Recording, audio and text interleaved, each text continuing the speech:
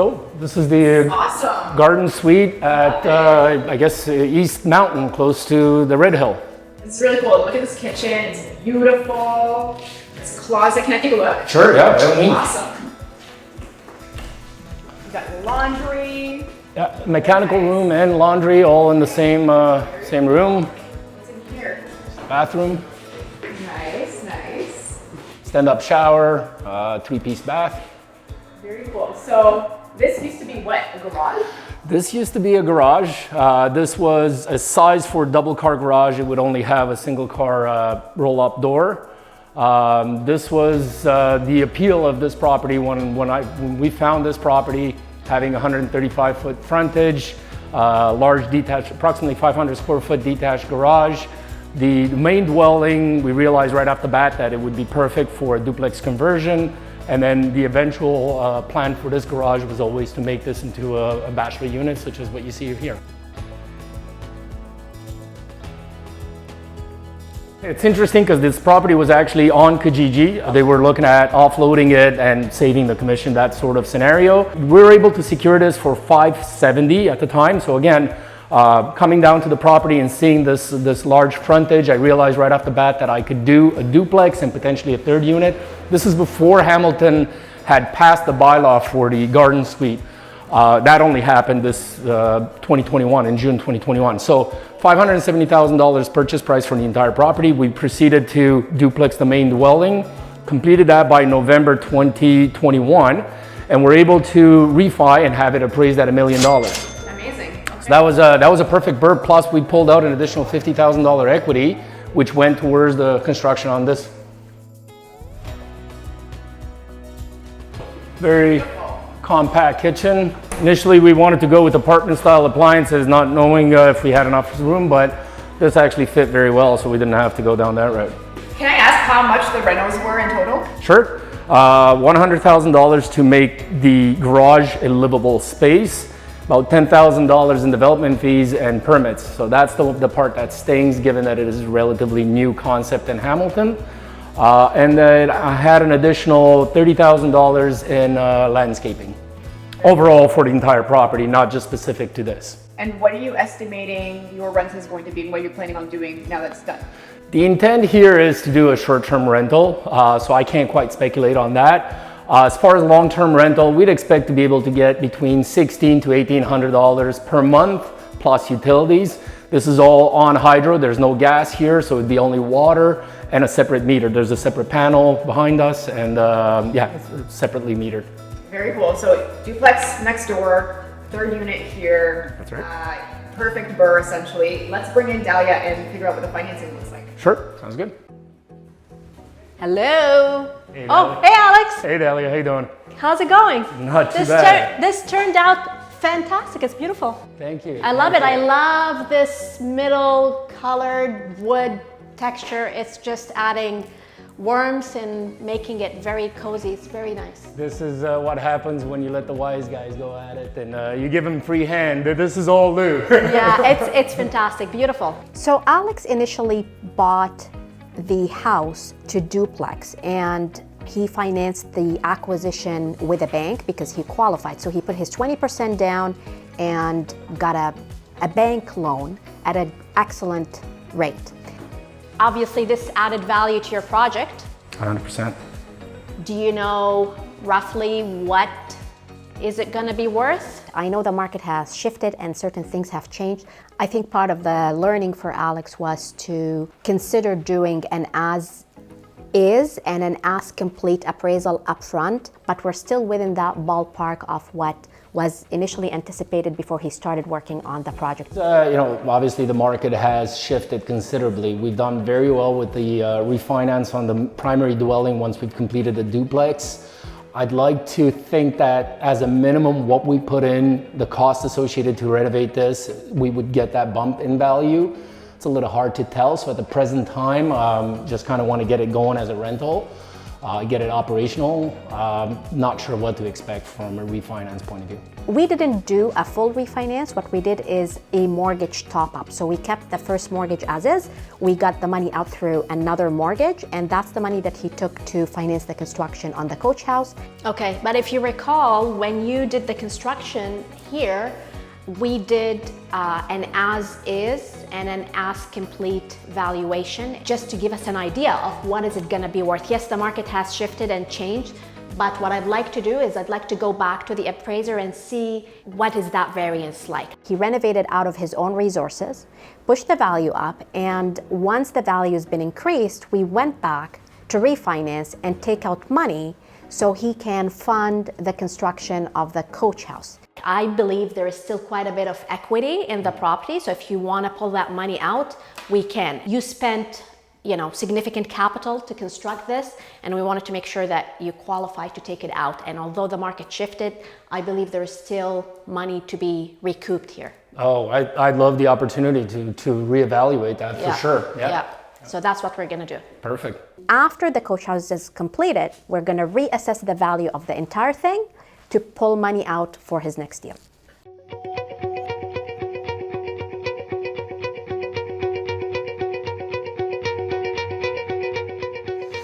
So when you're looking at a real estate contract, the important parts are the key terms. So you'd be looking at who are the parties, buyers, sellers. You'd be looking at the property address, the legal description, purchase price, deposit, conditional due dates. So those would be things like for financing, for inspection of the property, for review by your solicitor. If it's a condominium as opposed to a freehold, you'd be looking at review of a status certificate. That's very important for condos, especially. Those would be the key items that we would recommend you would want to have in every agreement of purchase and sale if you're drafting it or having a realtor draft it. And ultimately always have a condition for solicitor review, because then if there is anything that is missed, we can all be making a recommendation or suggestion. So at the end of the day, those would be the key terms to include in an agreement of purchase and sale. But for any more detailed discussion, give me a call at Ryan at CARSON Law. You can email me at ryan@carsonlaw.ca. Hello. So, what do you think? I love it. Like it? Came out all right. Hey, what did you get the ceiling? Beautiful artwork. Yeah, turned out all right considering. So when did we start this one again?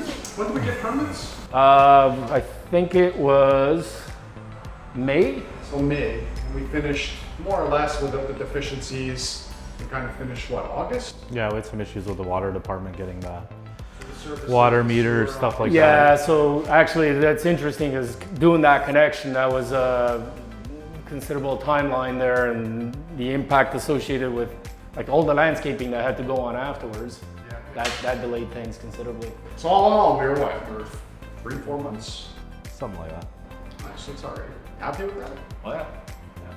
And on budget? Well, I guess so. It was an all-in price, right? Yeah. This we came in on budget. We'll have to look at those numbers. No, this was good. This was our first garage conversion. So I know a lot of people now are doing, they're looking to do the conversions with the garages. So this for sure is our first one. Numbers worked out for you? It did. Timelines, the hurdles are on the timelines of the permits, not so much the construction side. I think it's one of the first in the city that we got the permits for. And I think the big ticket item there was the parking, not needing that additional parking because I have it. That's what helped. But yeah, overall, it's just that there's nothing sexy about being one of the first to get a permit and trying to learn all the lessons on my You definitely were the guinea pig. I mean, There was a learning curve for everybody though on this one. Yeah. We had a huge learning curve. Although it's a small project, or because it was a new project, it's a new concept, there was a lot of planning and time put into this. This was really an existing structure. We do have the before pictures, and obviously you guys can see the after stuff, so happy to share that with everyone so they can see exactly what this was and what it is, which, I mean, I walked in here and I'm like, wow, man, this looks pretty cool. Right? This was a grungy garage. This was Pretty bad. yeah. We've provided only hydro. There's no gas here. But yeah, so this was a full construction job. Obviously, we took an existing structure and created this. We were approximately about $80,000. I think that was correct. That's right, pre-tax, yeah. Yep. So that was an all-in price, obviously, plus taxes. And what that gave Alex, the client, is a full conversion. Obviously, all new windows. We raised the ceiling, vaulted it, all new structural in here. We had to raise the floor as well and insulate it. All new services, and this is a fully independent structure now. So you see on the wall there, we have what's called it's a heat pump or a ductless split system that provides your heating and your AC. We got separate electrical in there, and we also have in here, we have our own hot water tank, and then we have what's called an HRV unit as well to bring in fresh air. So all in all, about $80,000, and I think you talked about the numbers a little bit with how you did the refi and. Yeah, I think that was the initial, like phase one of this project was doing the duplex conversion on the main dwelling. We completed that back in November and we're able to refinance at $1 million based on that phase, based on completion of the duplex. We were able to pull out all our capital and then additional capital that went into here. $80,000 to bring it to a finished livable space for an existing structure is money well spent. I think if I were to complain about anything is the costs associated with the permits, the development charges from the city pushing $10,000, that's completely separate of that, for development. Those are your DC charges and your parkland fees. Yeah, the city's actually just raised those too, so. Hey guys, hope you're enjoying the show. We're going to take a quick break right now to talk to Dalia, who is the founder of Streetwise Mortgages, our financing team. Welcome, Dalia. Thank you, Aisha. My question today is, what is private money? And if you can explain to us some of the benefits of using it. Private money is a type of financing that is available to pretty much everybody outside of bank financing, traditional bank financing. And private money comes through individuals, corporations who want to just work their money in the form of loans for those who are looking to borrow it at certain terms. So that's what essentially private money is. The benefits of using private money for investors is that it's a quicker type of money, light on paperwork, and there are things that can be done using private money that you cannot get done using traditional money, which I'm happy to talk about. Great, thank you.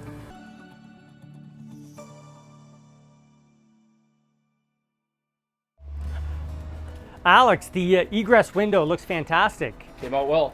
Yeah, it turned out very well. What you guys need to understand is for every basement apartment, when we have a bedroom that's on a different floor level, we need to have an egress window that meets a certain size requirement. So an egress window basically is a minimum size of window that we require to be able to safely exit the building through the window. So in the case of the building code, it's 3.8 square feet of unobstructed opening.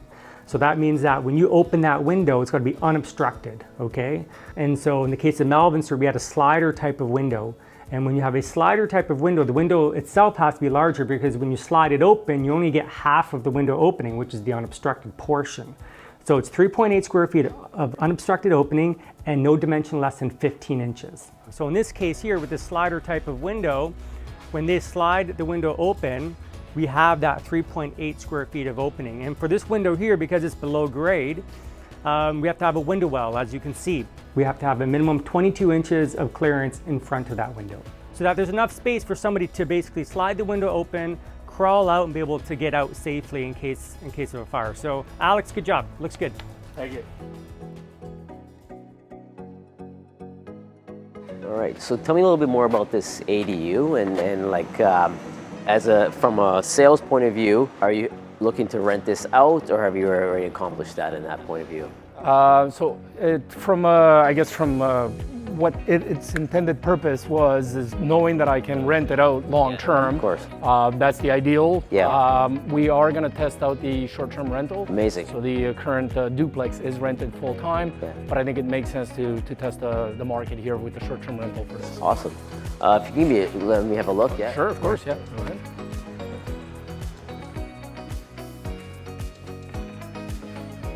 So yeah, just a 500 square foot bachelor apartment.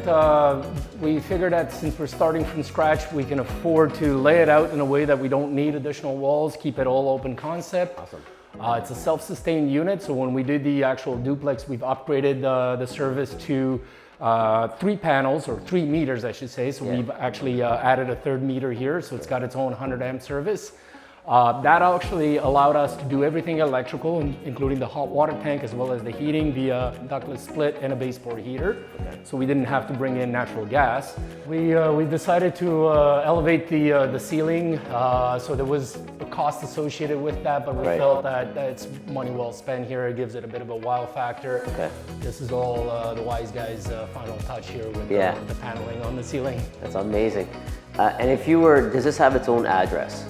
So it would be the 3rd unit. It's still the same address as the main dwelling, but I'm basically separating unit 1, 2, and this would be unit 3. Got it. And this is going to be more of a midterm rental in the sense of that? Correct. We'll probably test it out with short-term as well as midterm. Okay. Don't know what to expect. That's the way the market is, and I'll definitely tell you that if you decided to go midterm or even long-term, the market is so hot right now that you're going to be flooded with inquiries for rent, especially being on the main thoroughway here. Like you're going to have no problem. So location was key when we saw this property. Location was key. Is proximity to the Red Hill and the QEW, being able to hop on either Niagara Falls or Toronto within basically a couple of minutes from this property. Absolutely. And in the future sense, would you ever think about like the severance option of severing the coach house or this place and actually selling this component? It's something that you want to be able to consider on future projects. This one specifically, given the layout of the property, I'm not sure. I'm unsure if it would make sense. It's a triangular, a bit of an odd-shaped property. Okay. Well, this has been really helpful. I mean, from a valuations point of view, this adds incredible value because just having the duplex here and then the coach house right now, I don't know if you're aware, but right now there's only a few duplexes in the area that's up for sale, and they range from $750 and those are not even finished to the quality that you've put here today. So you've added another over 150,000 just having this coach house here. So valuation wise, when you go back to the bank and whatever you have to do, you've added a lot of value. So something when you think about when you do the BRRRR model, et cetera, that can be really helpful for you. Indeed. Oh, that is a very common type of strategy that we see with investors, especially in markets where you cannot get a property to cash flow from day one. So you have to do something to add additional units or increase the income so that you can cash flow. So it's a very common strategy, adding a coach house or duplexing or triplexing in GTA and surrounding markets of the GTA.